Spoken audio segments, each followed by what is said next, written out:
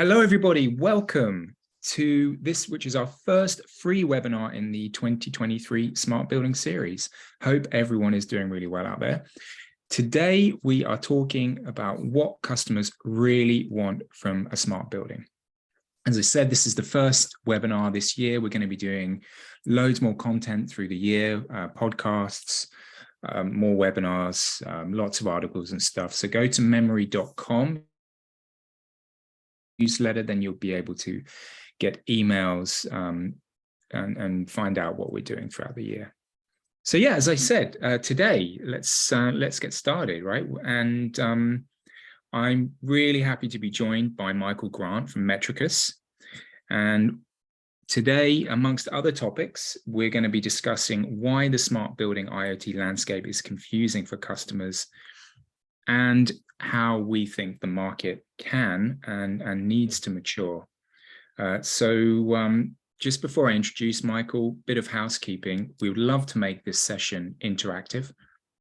If you do have questions, put them in the Q&A box and I'll be able to take them here, and then we can discuss them as we go along. And also this session is being recorded. So we'll be putting that up on YouTube, and also you'll be getting an email later with a link to that. So great, let's get started. Michael, pleasure to have you. How are you? Yeah, very good, Jim. Thanks very much for having me. It's a pleasure to be on the first one of 2023. Yeah, so thank you. Exactly. Let's yeah, I think, and it's obviously a really interesting subject. I think something that I've heard from people and talked with, we're constantly sort of listening to what people are saying, and it's not really a secret, is it, that I think a lot of customers do get confused about technology in the built environment and commercial buildings. So it will be really good to hear your thoughts, and everyone else on the line, be good to hear your thoughts as well. So Michael, I think you've got some slides for us to start this off. I do, yeah. So it won't be death by PowerPoint, everybody. So you'll be happy to hear that. But I thought we'd start. We're talking about what do people really want, and it should be also what they need, Jim, as you and I were discussing just before we came on. And we'll get onto the landscape and the other pieces of this market. But if you look historically when this first started, and I'm not an expert in this space, but I know enough to be dangerous. So before smart buildings, before middleware, before single pane of glass, all those sorts of things, data was always in silos. And those, IoT sensors, let's just call them sensors, everything was siloed, and it was very hard to get that data aggregated together. So that's history. That's what used to be there, always been a problem. And what do people want or need? They need this. They need a consolidation of the data. They need all the data in a single place so that they can visualize the contextual data. They can have actionable insights, whether that's through a platform, or they can do it via an API, or they can do it via a third-party application. That's what people want. That's what customers are telling us they want. And that's what people who go to events are trying to understand how that can be done. So that then forms the output, and then the output we've grouped into three simple areas, and those areas are for building efficiency. So you've got people, place, and planet. And on the people side, you have the occupant experience, and Jim will go into this a bit more after this about some of the overselling that happens on the occupant experience, and about the bells and whistles that people are trying to sell to customers, and that some customers in turn think they need. An example is when, the journey of a person going to a building where they walk in, they know what desks are free, they can go to a free desk, and then when they book a meeting room and they go to the meeting room and they get in there and the lights are on the way they like it and the heating is at the level that they need. Now, that all sounds great, but in reality, that will be hugely impactful to energy efficiency, and people won't really use that. But there's a lot of single points of failure there when it doesn't work, so you have a bad experience. So people side, very important, but the basics are sometimes the simplest. And place is the cost efficiency of the building. If you're the tenant occupier, you want the best experience, but you want it to be as cost effective as possible. And at the moment in a recession, even more so. And then planet, everything we do now, we need to have a positive environmental impact on the planet. So the more tech you put in, the more it's going to cost, the more it has an environmental impact. And if you take into account scope 3 emissions and you look at your supply chain, every single new piece of equipment you buy has an impact. So placing those into 3 buckets, I think, is the simplest. And maybe it's because I'm Australian, I like to keep things simple, but people would like a great experience for the occupants in their building. They'd like it to be as cost effective as possible, and they'd like it to be as environmentally efficient, or the most environmental impact as possible, positive impact. Now, that doesn't necessarily mean you need a lot of tech, you need all the bells and whistles, but there are different stakeholders in each one of these areas as well. And you need those people all have a common goal for the company, but they may have different objectives themselves. And you need to try and figure out how you help those people with each one of their objectives to deliver what they want in a smart building. So I think with that, that's the starting point. Mm-hmm. Some people might come to you and just say, we need to monitor the occupancy and capacity of our building to understand how much space we need. Some people might say, we've had complaints about indoor air quality and we need to monitor that. And we now need to provide a healthy environment for the people who work in it. And then the others might just say, can you help us with energy savings? Each one of those is quite a simple thing to do. And it doesn't need to be all singing and all dancing. If you try and boil the ocean, it's very, very hard. So if you pick one of these areas and you find one of the objectives of the customer and you work on those together, that I think is the easiest way to start the journey. And that is the easiest way to build a positive impact with the customer and generate some ROI. And, from a starting point, Jim, to talk about, that's kind of where we are and what we see and what we do day to day. Yeah, and great. I love simplicity too. I think that's a really nice, succinct description of where we are and, what I think customers really want, and those 3 buckets make a lot of sense. So we're going to go into just a Q&A. Yep. So anyone's welcome to join in if you have questions. Why don't we leave that slide up, actually? Yeah. Oh yeah, cool, no problem. Nice to see that. Maybe it will spur some some thoughts with people.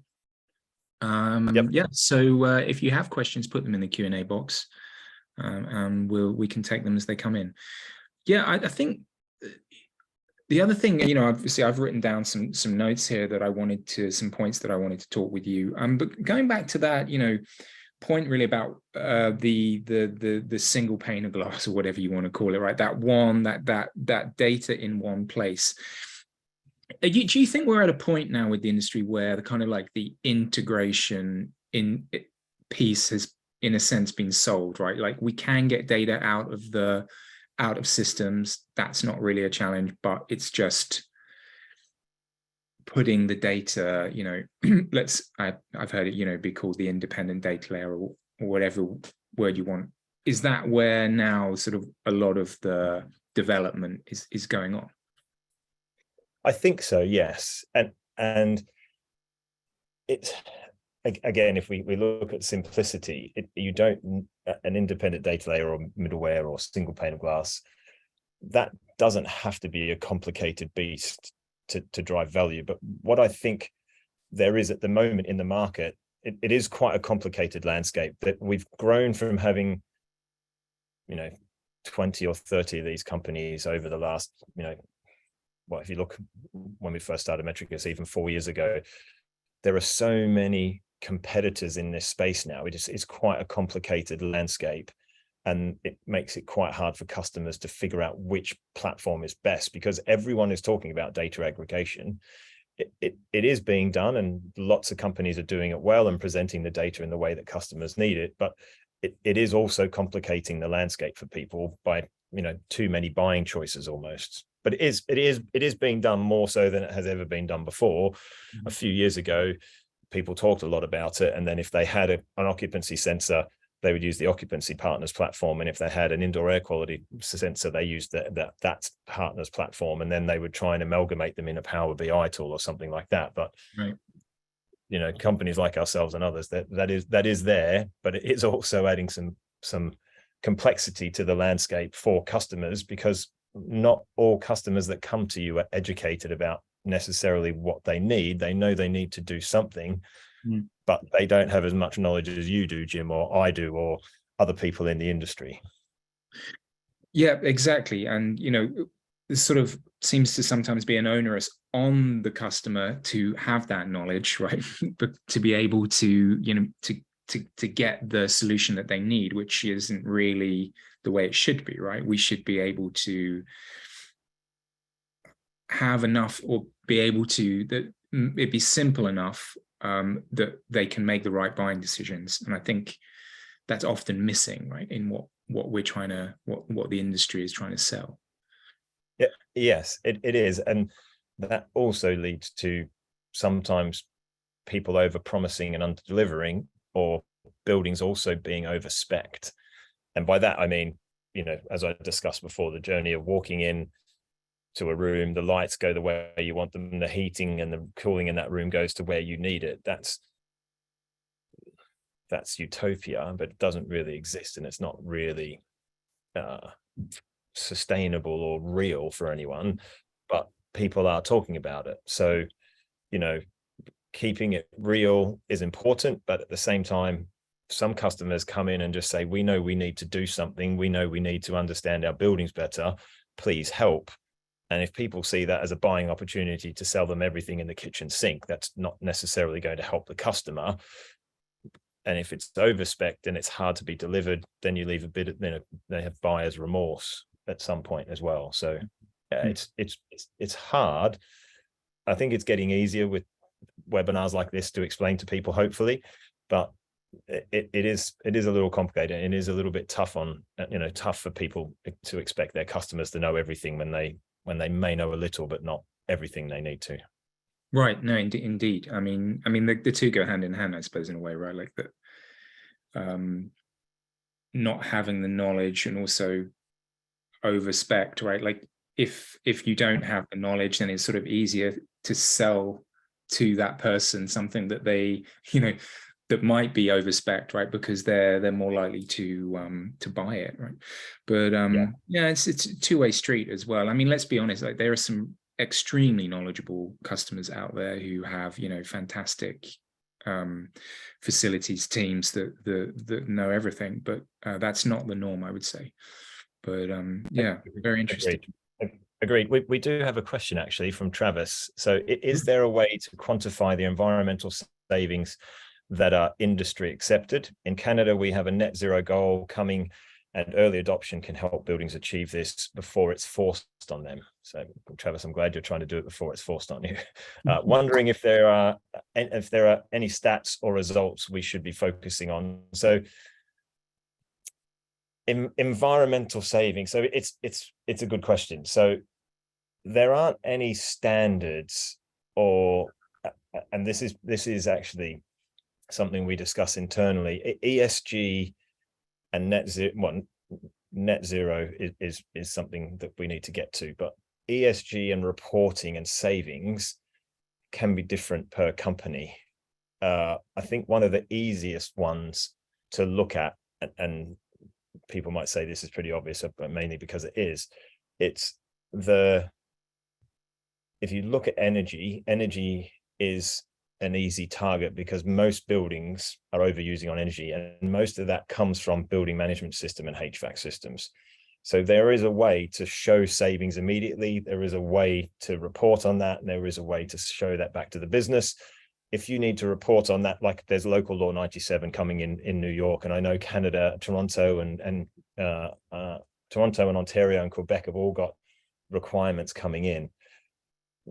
Once you know what those requirements are and what those reports need to look like, getting the savings out of your buildings and helping reduce your carbon footprint and your energy costs are pretty easy to do, but there's no there's no standard way or industry standard for that at the moment. I think it will come over time, but I don't think it's there yet, because there are so many of these in the US. It's kind of state by state, the requirements. So when you've got to do it state by state, it's almost impossible for companies like Metrikus and any one of our competitors to try and build a state by state report. But if you make your platform adaptable, so that you can push data out via an API, and then you can use someone like Accenture to help you build those reports, to deliver those back to your board and your investors and even customers, I think that will make life easier. But there's no standard yet, Trevor. So hopefully that answers your question. But it's easier to do than people think, to get that data and start to pull it out, to be able to do something meaningful with it. We just started a series of articles looking at net zero buildings. So we're just picking examples that we've seen, case studies, and just writing about them and what technologies they use. And I think even, we've only just started this, but it seems pretty obvious already that it's very complicated and really requires some very knowledgeable teams to come together to deliver. Not just, there is not one technology that makes a building net zero. No, it's obviously about renewable energy, bringing that on stream, and everything, from into embodied carbon, and how. So I think what we're seeing is that it will require a lot of knowledge and a lot of effort, but it is achievable. Interestingly, and I think this is something we're going to we'll go forward when we as we keep doing these, but look at the difference between new build and retrofit. And I think what I'm seeing so far is it's probably more easier to achieve with a blank sheet of paper, right? If you're starting for a new build, you can definitely go for net zero. It's probably going to be even more complicated going for retrofit. Agreed. Some more questions. How about this one, Michael? What is your favorite technology that has the most impact and return on investment? Great question. Very good question. I'm going to be a bit, not vague, but it's pretty hard to answer that, being a software company and being hardware agnostic. So what I wouldn't want to do is say I favor one of my partners over the other on a webinar and broadcast it out. There are some great technologies out there. Again, it depends on what you're trying to do within your building to drive your ROI. But it actually, Ken, I'm going to kind of go a little bit off piece, but it's relevant to what you're saying. So something that Jim and I were talking about prior to starting the webinar is the market we're in, and you've got the software platforms like Metrikus that provide software as a service and data as a service, and you've got the hardware partners, and in a lot of instances, the hardware partners and us are competition, but you've got a lot more hardware partners coming out every quarter, almost every 6 months, into this space, whether it's occupancy and capacity, indoor air quality, energy monitoring, leak detection. There's a lot. There are so many new companies coming out. We try and keep abreast of all of them. It's part of my spare time and hobby to do that, to see what's out there. But at the moment as well, I think given the market, there will be some consolidation, and there will be some companies that won't be around in the next 12 to 18 months. So I know I'm not answering your question directly, Ken, and I apologize, but there are a lot of great solutions out there that you wrap up with a software solution like ours and provide valuable ROI. Some of those companies are here today. They may not be here tomorrow. We hope all of our partners that we work with will continue to be here, but it's an ever-evolving market, and it's becoming busier almost than the platform side of the market at the moment. We get contacted regularly for people bringing out new sensors saying, can we connect them to your platform? Can you take some of these sensors to test? So it's a rapidly changing market, and Ken, I'll happily have a conversation with you outside of this, but what I don't want to do is call anyone specifically out on this webinar, unless you want. I'll take a stab at it. I don't know. Obviously, I'm not I'm just a researcher. I'm not actually at the coalface here. But I think, like in terms of where I see like a lot of impact, something like occupancy analytics. So, data about where people are in buildings impacts a lot of different types of systems, right? It's important for space management, utilization, and there's like a clear return on investment on that for companies, where you can be more efficient about how much space you take yourself, and maybe you save on your lease and or even rent out space to other companies. But then also just providing data, say for energy management, and other aspects of it. It really is, I think, quite fundamental for some of these for intelligent buildings. It's probably what I would say. Yeah. And there's a comment coming from Mark Petok, who put a comment in place. You're right, Mark. It's not about the technology. Yeah. So Mark said that the challenge today is not the integration part, but rather it's the interoperability part, which I agree with completely. The common aspect of all of this is driving outcomes. Agreed. When it comes to technology, it can either be the anchor that drags down the outcomes, or it can be the mainsail driving the outcomes. Smarter buildings are not just about installing technology. Technology is simply an enabler and a means to drive outcomes. Agree 100%. Smarter building outcomes are about solving owner-operator challenges or problems and achieving business, strategic, financial, and marketability outcomes. For the built environment in 2023, the challenge is not the need, it is here. It is not the technology or solutions, they are here and proven, but rather it is the willingness and the preparation to take advantage of them. It is the understanding of the insights and outcomes that reshape buildings to make them smarter.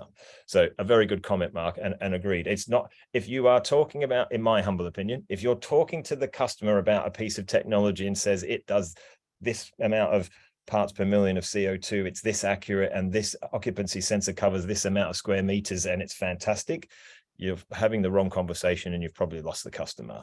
So we never talk about technology. We talk about exactly what you've said there, Mark. What are the outcomes? What are the objectives? And what are the requirements? Because as you say, Mark, there is enough technology out there to meet the customer's needs, whether they're the landlord, whether they're building a tenant or occupier, whether they occupy a commercial real estate building of 20 floors, whether they're a retail store owner, whether they're a warehouse or a factory. The technology and the hardware and the platforms and the software platforms like Metrikus, they're out there to help deliver the solutions. You've just got to have the right conversations. And I would add to this, as Jim and I were talking about prior to this starting, a lot of this is about education. And we can't expect customers to be as educated as a lot of us on this call.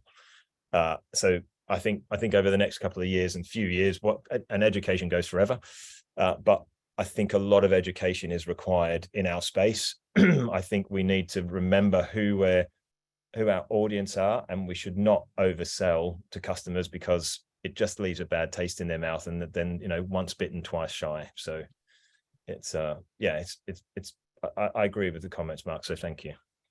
Yeah, thanks, Mark. I pasted it in the chat if anyone wants to read it. We've got something in from Catherine as well. One area where cleaner opportunities exist, if not standards per se, is small power control and automation, which consistently reduces plug load, energy consumption, and CO2 emissions. A UK startup doing this is a Measurable Energy company, which just closed Series A funding. Thank you, Catherine. MA Platform Energy is the company. Users. Sorry, it's Measurable.energy. They're the company. Okay, and Measurable Energy Platform use reductions of 20% or more depending on the type of building or use case. So yeah, there's more and more technology. There's more and more platforms coming, but yeah, it's just about making sure you deliver on what you say you can deliver to the customer. Right, and you mentioned education, and I think absolutely agree. And we've tried to do some stuff here as well to help educate the market, and I know many people do, including Mark. what advice would you give to not necessarily one of your customers, right, but just somebody coming into the market about buying decisions? Because I think that's part of the confusion, isn't it? Right, like everyone wants to have, let's call it best of breed, right? They want to know that they're not they're getting the best value for their money, the best return on investment. What would you say to somebody, to a customer coming into the market? I would say, well, it depends on how you're talking to them and what they're coming in for. But if they know they need to do something about a smart building, I would sit down and talk to them about their objectives and what objectives they have as a business. Do they need to, are they looking to reduce their office real estate size, which, a lot of people are doing at the moment? If that's a key objective, then we'll talk to them about how we could help them with that. If they've got a wellness strategy, we would talk to them about that. It's understanding key business drivers and objectives before we even start talking about the platform and capabilities and things like that. It's understanding what they might have been tasked with and tasked to do within their business. Absolutely. And it comes back to your 3 pillars here, but I 100% with the, identifying use cases, pain points, what you need to and what you want to achieve. But let's say, for example, the company knows that, they know there's something specific they want to achieve. Let's call it, for argument's sake, I don't know, indoor air quality. They know they've got to improve that. They're looking for a solution for that. But as we know, like, it's there's a lot out there. It's a confusing landscape. How can they work out what is the best solution for them at that, once they've identified what it is that they want to do? So indoor air quality is a good one because there are lots and lots of different sensor partners out there and companies making it. So if the goal and objective is, so we actually have a customer who we've had for quite a long time, whose new goal and objective from late 2022 is the health and well-being of their employees. And the start of that is looking at their current indoor air quality and working out how to make that indoor air quality better across every one of the offices that they're operating in. So key objective is health and well-being of the people and occupants of their space, whether they're a permanent employee or whether they're a visitor to their spaces. So we've started the conversation with them, understanding the overall objectives, where they want to start. They have offices all over the world.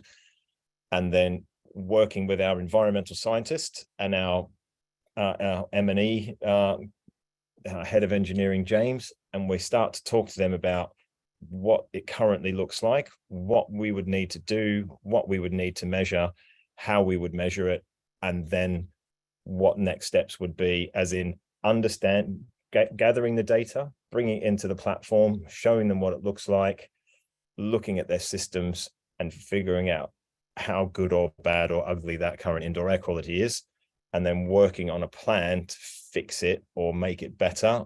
And then that may involve things like, let's not go straight into M&E and HVAC, but that we had a customer a few years ago, every night at 8 o'clock, the VOC, so the volatile organic compounds, would spike off the charts for a couple of hours.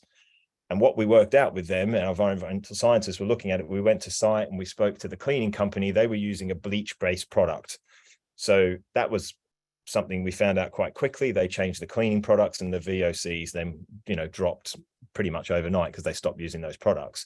So once we understand the data, we can start to have conversations with the customers about what areas we would start in to help make those improvements. Now, some of those improvements for indoor air quality might not be an instant ROI, and some of them may not be tangible straight away, but providing better indoor air quality has been proven and is scientifically proven to increase productivity. So looking at the initial data, recommending some changes or adjustments, whether that's cleaning products, whether that does need to be M&E changes, and when it's coming on or off, or set points, and then working with the customer to make those changes, and then looking at the data out the other side, and then making sure that that continues, and then going to the next building and the next building and the next building. Mm-hmm. Yeah. Okay. Yeah. No, great points. Thank you. We have another question here. How do we address the challenge of M&E consultants specifying building systems that are not smart solutions and based on older, less costly technology? When it comes to trying to get a smarter solution in, the vendor is faced with the challenge of value engineering the solution. Yeah. I literally had this. We literally had this conversation this morning, James Palmer and I, our head of M&E and engineering, building engineering here. So value engineering, we were talking about this. I'm actually going to do a session with him on this, maybe in a month or so.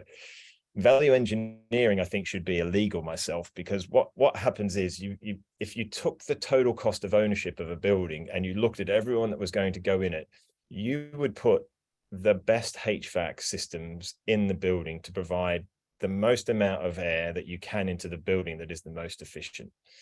Now, what happens is everyone says, we want this to be the specs that we want in a building, 10 liters of air per second. We want this energy usage and this amount of what's the word I'm looking for, configuration in our unit, so that we can have detailed configuration per floor, per building. So it goes in, it's all specced out, and then as the project goes along, someone says, can't we start to reduce some of the costs? And that's when value engineering starts. And that's when the M&E systems and the M&E consultants go from, you should have this, but you could get away with this. And that's generally what happens. And it is not always, Paul, but I agree, it's not always based on older, less costly technology. It could be net new, but it's still value engineered out. We're working with a customer at the moment where the air handling units, when something happens on one of the floors of 31 floors in a building, all of the air handling units come on to drive air into a certain area of a single floor.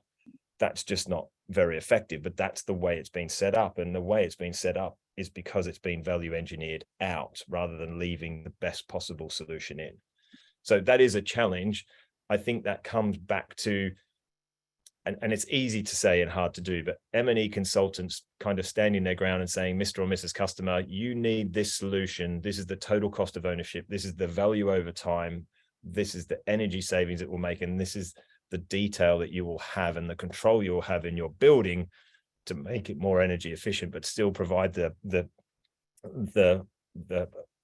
indoor air quality you need for the people in the building.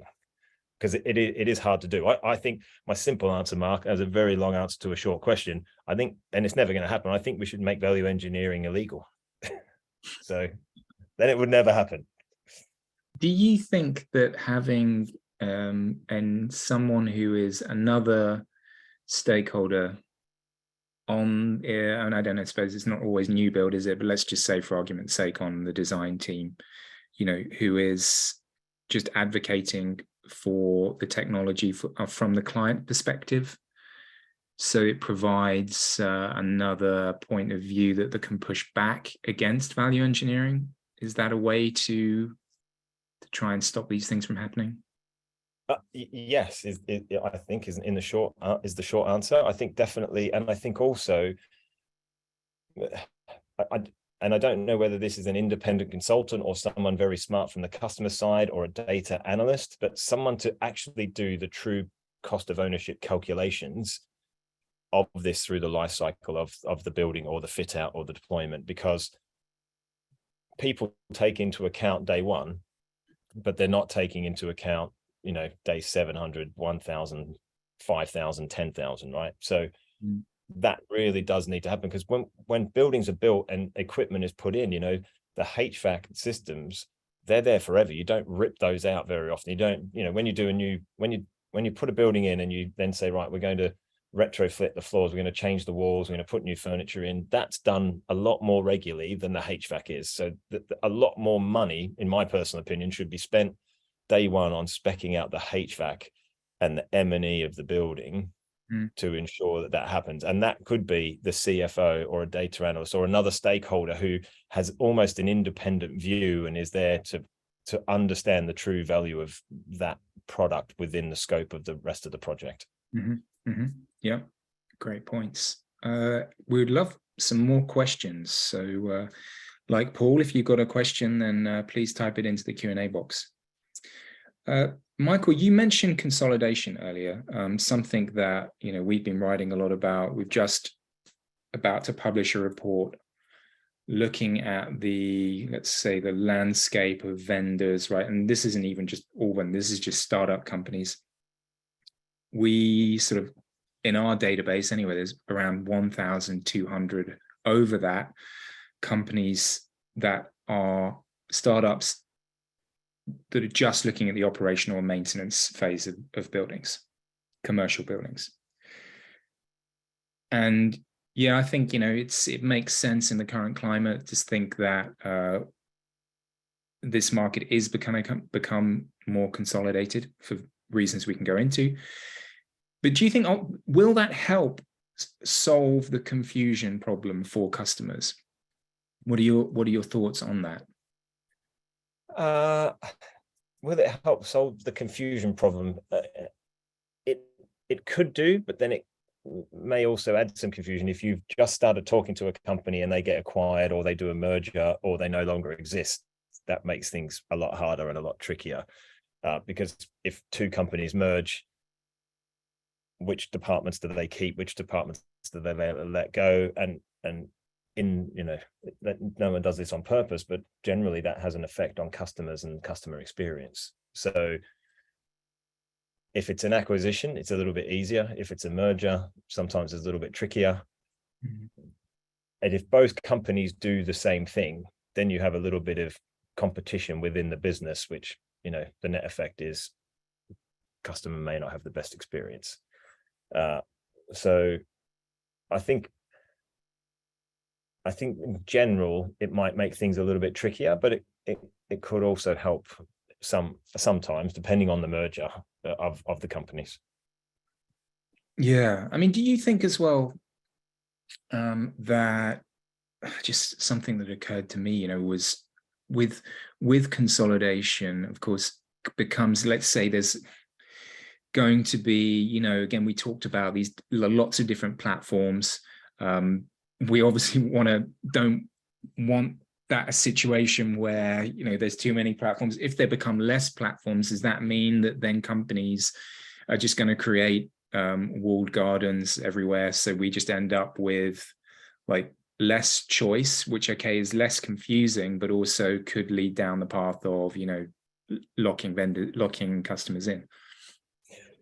Yes, it could, and I think part of the education on this for everyone in our space from a customer perspective is, if you have a partner or a software solution or a platform that you've chosen, making sure it has an API that you can take the data out of yourself at any time and put into your own data lake or build a third-party application against is an important one, because the industry and these 1,200 plus startups, I think we're included in that. We're all trying to move away from vendor lock-in and make data accessible. All of the data in our platform is owned by the customer. We're just the data custodian. So it could, in some areas with some companies, may want to take advantage and try and lock people in, but customers should always be asking the question of, do I own the data? How can I get the data out? If you're not around in 3 years time or 2 years time, how am I going to take that data and put it in another platform so I can still take advantage of it and have all of that historic data? Those are the things that people should really be thinking about. Consolidation will happen. Vendor lock-in is something I don't like either, as well as value engineering, but customers should really be asking the questions about the data and how accessible is it, and how can we get hold of it as the customer when we need to. Should something happen to you, we want to be able to, that data to be able to be accessible to us to pull out and then do with what we need with any other company we like. Right, exactly. Yeah, and I hopefully as well advocating open standards as well. That's yes. another way to avoid being locked in. Yes. I had a question as well for you. Looking at customers and their experience. I mean, in your in your opinion and experience with customers you've dealt with, what are the ones that are sort of where you've had the best experience, right? Where they've been set up for success, in the way that the teams that you talk to, who are the companies, obviously not naming names, but just saying like the ones where you think, oh, well, they really have got this, or they really understand how to put together a smart building. We have quite a few of our customers fit into that bucket, but I'll choose one of our customers we've just started working with we've been working with them for the last 12 months, getting onboarded and starting to work together, but doing quite a few projects now. And the first project we did for them was one of their smaller sites in Spain, and they wanted to understand the indoor air quality, and they also wanted to understand the effect it had on people in the building. So we couldn't connect to the BMS straight away, but we were able to put people count sensors in, footfall counting sensors at every entrance and exit, some in their meeting rooms, and then put the indoor air quality in. And overlaying those two different data sets, we were able to see very quickly that the landlord was heating the building for hours before anyone was in and for hours after people left. So request to the landlord, please make changes to the on times and off times and set points. And that customer is now saving 9,000 euros a week on energy in that across those 4 floors. They got it. We were very happy and proud of the solution we provided and how it helped them. They were very happy. And now we're doing lots of buildings with them globally. And they're thinking of more and more ways to use that data and more data sets to add to that to try and keep driving more and more efficiencies. So they've quickly accelerated what they're doing. We went from 1 building to 2 to 3. Now we've got 5 projects on the go with them, and we'll probably do another 20 this year, just because they see the value. And again, we're not talking about smart blinds, smart lights, doing everything, turning things on and off. This is about fundamental savings and making the space more efficient and a better place to be for people that are in there. So they're very excited about it. We're very excited about it. There are public use cases about it. We just won an award together because of it. And they get it. When people get it, that's what makes us really happy, because we've delivered on what we said we would help them with. Mm-hmm. So for us, that's key, because happy customer means a returning customer, means an expanding customer. It also means that you're helping them deliver on their objectives. And how are they set up internally? Do they have some facilities team? I mean, I know it's not applicable for everybody, but can you describe like how, is there for you as well, is there like one point of contact, or are you dealing with a team? What kind of experience do you think they have? So we are dealing with multiple teams in that customer. And generally when we first start, we might start with one team, but then it does generally expand out to others. So we're dealing with the workplace team, the smart buildings team, the engineering team, within that customer. So it has expanded. And then we're dealing with the people who run those offices as well. So the office managers as well. So it's multiple stakeholders are now involved across the business. Mm-hmm. And it generally does grow into that. If you're doing things right and you're doing things well, it generally does grow beyond one set of stakeholders and contacts within a business. Yeah.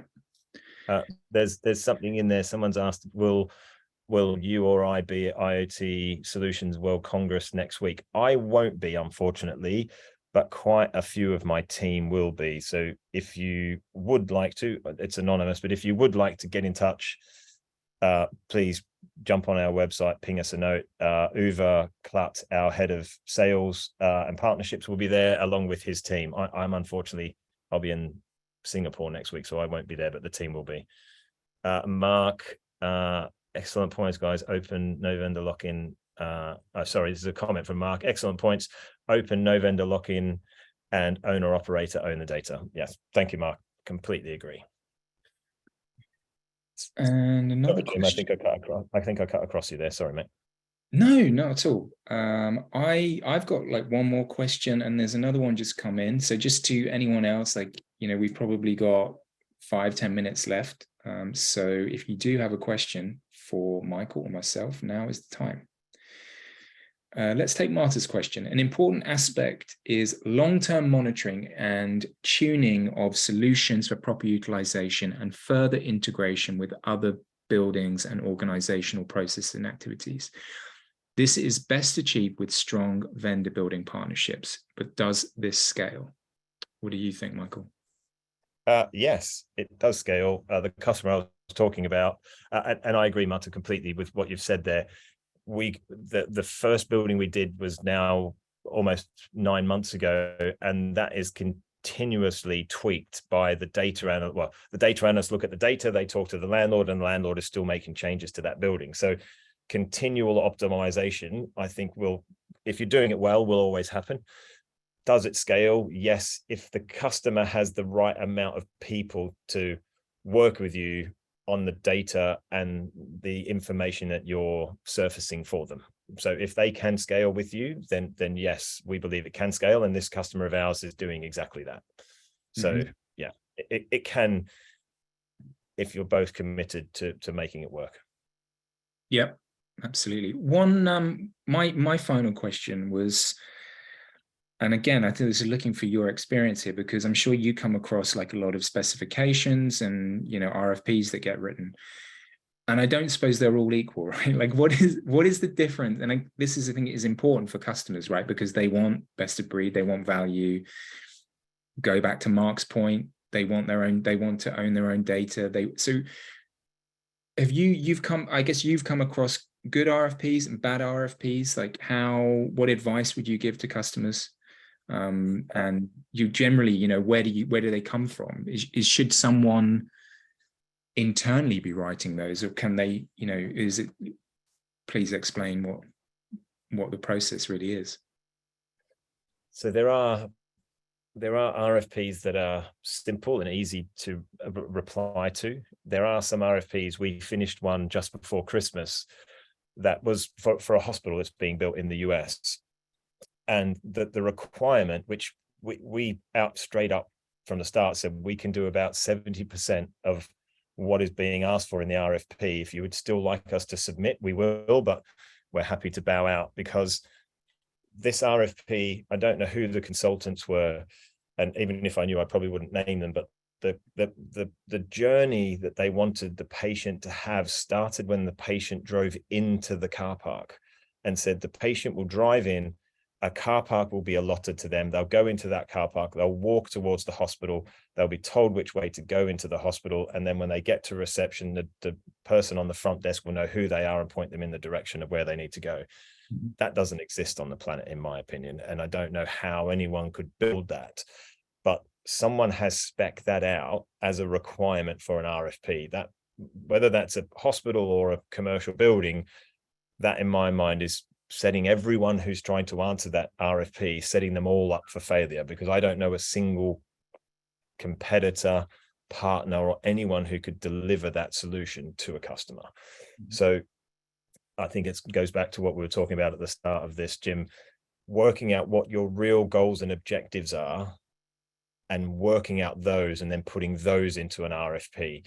If then you can put some bells and whistles on that once you've driven your ROI, then you have more money to spend on other things. And maybe you could even try stuff, you know, fast failing things is okay, but make it realistic to start with. And maybe if you're not an educated customer, but you think you know what you want, you should put something down and then maybe employ an independent consultant, but don't necessarily be led by them all the way, just because they've got some really cool ideas and they've been to a show like ISE or IoT World Congress, where someone's telling them they can walk into a building and everything can happen in that building just because it knows who's walked into the building. So I think keeping it simple, making sure your goals and objectives are understood and at the forefront of it, then I think you'll have a successful RFP, and companies who can bid on it can actually deliver what you need. And I suppose it also goes to the other extreme, right? Where maybe you get ones that don't have enough detail, right? So you perhaps don't even know exactly what it is that they really want because it's so generic. But I don't know, you tell me. Yeah, we've had some that just say, can you deliver an energy solution to 50 buildings?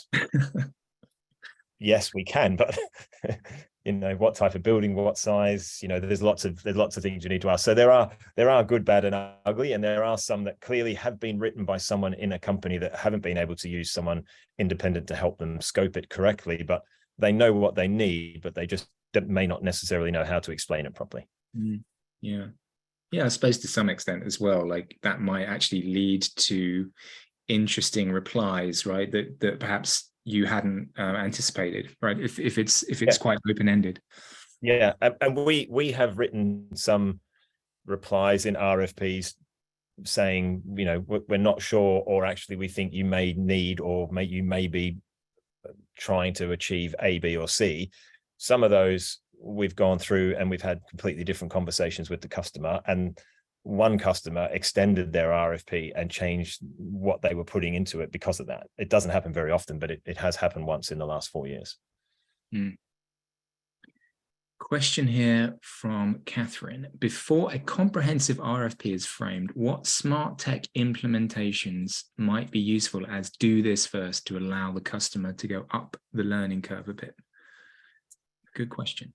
I think I'm for fear of repeating myself, Catherine, so I apologize in advance, but I think if you've got an understanding of where you want to start and what you want to do, you can do it at a small scale. Do a POC before you do an RFP, then get some learnings around that. But also POCs that are too small don't necessarily, in my opinion, they don't necessarily give you the data sets to make an informed decision to help you then possibly write an RFP. So a POC might be a good place to start, but a POC at the right scale. Now, I'm not talking do a POC in 10 buildings, but if you have large buildings and lots of people in them, you may want to cut, let's say you have a building, you have lots of buildings, but you've got one building, it's a main building, it's got 50 floors and you've got hundreds of people in it, if not thousands.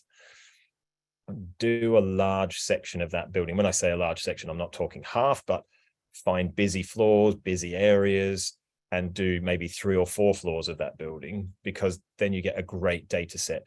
And you need to do it over a period of time as well. You can't just do it for a month or 2 months. Generally, I would run it for maybe 2 quarters, because you've got seasonal changes. Indoor air quality will change based on the seasons. So a POC can be a good place to start before you jump in fully comprehensive RFP. But again, working on your objectives that you have through the POC can then help inform what you put into the RFP.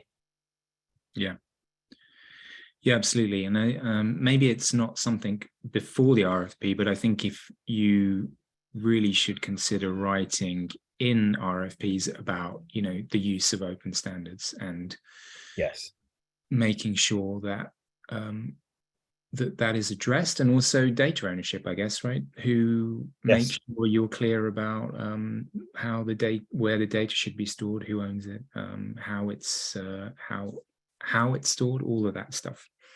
That's what's really important, right? That's what's going to drive your KPIs. Exactly. Yes. Well, there aren't any more questions. Is there anything anything you think we've missed, Michael? I don't think so. I could talk the ears off a donkey, Jim, so I could talk forever. So, but I don't think so. I think the main thing that you and I discussed prior to this was, again, it's about education and people understanding. So hopefully we've been able to share some insights and give people some food for thought from today. Yeah, absolutely. And if they want more information from you guys, how's best to reach you? Yeah, so either go to the website or you can email me directly, MG, M for Michael, G for Grant, mg@metrikus.io, and I'd be happy to help and have a conversation. Nice. Okay. And we've recorded the session, so we'll be putting that on our YouTube channel later, and you should get an email tomorrow with a link to that. So, please share with your colleagues if you think they'll find it interesting too. And as I said, also go to memory.com. You can sign up to our newsletter there, and then you'll get more information about other webinars and podcasts that we're going to do throughout the year. Well, just want to say, Michael, really appreciate you taking the time today to share your knowledge and thoughts. I think it was really, really interesting. So thanks. Pleasure. Thanks for having me on, Jim, and for the first one for 2023. I'm looking forward to the rest of them throughout the year as well. Good, thank you. And yeah, and obviously thanks to everyone who listened. And yeah, look forward to a great year. Thanks a lot. Bye-bye.